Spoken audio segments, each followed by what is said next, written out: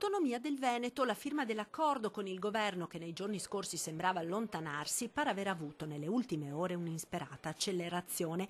Ieri infatti è stata presentata a Veneto e Lombardia, le due regioni del nord che lo scorso 22 ottobre hanno votato referendum, una nuova bozza di intesa che va incontro a quelle che sono le richieste di Zaia e Maroni.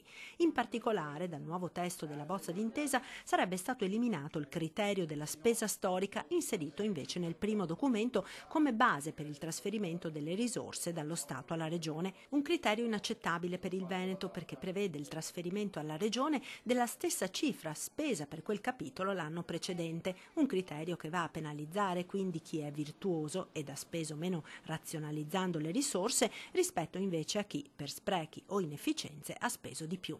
Ebbene, il nuovo testo avrebbe sostituito alla spesa storica il criterio del costo standard, assai più gradito alle regioni virtuose come appunto il Veneto. Questo parametro prevede il trasferimento dallo Stato delle risorse per un servizio calcolate in base alle migliori condizioni di efficienza ed appropriatezza.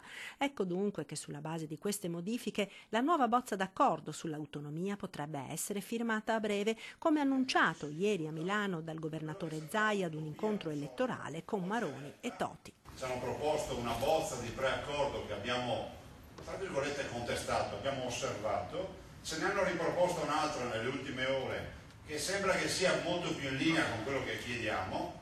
Io spero si riesca a firmare, cioè questa è la nostra idea.